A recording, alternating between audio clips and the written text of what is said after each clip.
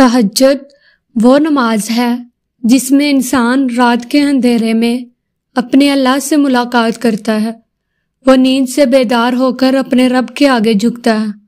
मगर ज़रूरी नहीं कोई तहज्जुद पढ़ता हो तो महबूब की मोहब्बत ही मांगता हो, क्योंकि वो जो अल्लाह है ना, इसकी मोहब्बत में बड़ा सुकून है। और तहज्जुद की तौफीक भी जनाब उन्हें मिलती है जिन्हें अल्लाह को राज़ी करना होता है।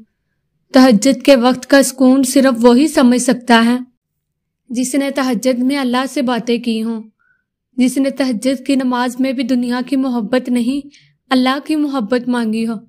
तहज्जुद वो नमाज होती है जो हमें हमारे अल्लाह के बहुत करीब कर देती है। और तहज्जुद में मांगी गई दुआओं पर ना कुन फयकून की बारिश होती है। जब बंदा गिड़गड़ा कर अपने रब से दुआ करता है तब अल्लाह भी दुआओं पर कुन कह देता है। आप कोशिश तो करें अल्लाह से दोस्ती लगाने की, और जिस दिन आपकी दोस्ती अल्लाह से हो जाएगी ना, यकीन माने आपको लोगों की हमदर्दी की ज़रूरत नहीं पड़ेगी, ना उनके पीछे भागना पड़ेगा। इसलिए नमाज पढ़ो, तहज्जुद पढ़ो और अपने अल्लाह से दोस्ती कर लो।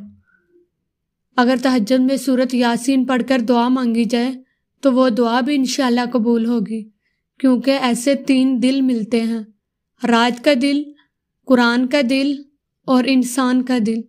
और 3 दिलों का मिलना कबूलियत का सबब बनता है इंशाअल्लाह।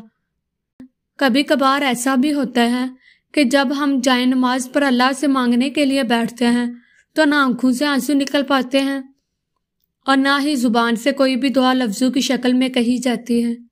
बस अजीब सी कैफियत होती है।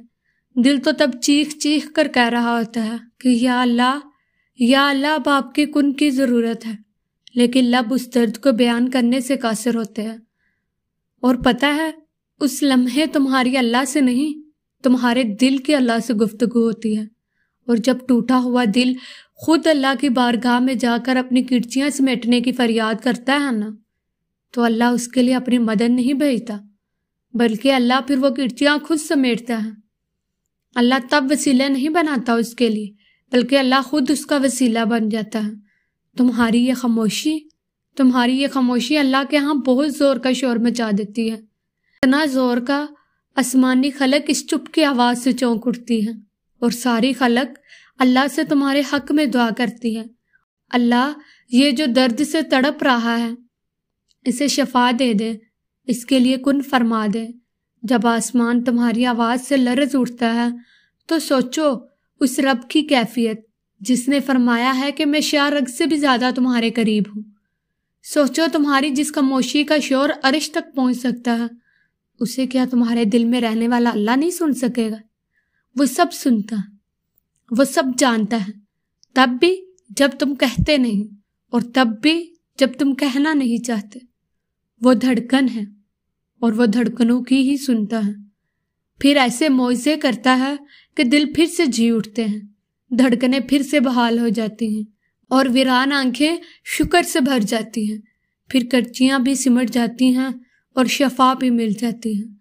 फिर करचियाँ भी सिमट जाती हैं और शिफा भी मिल जाती है।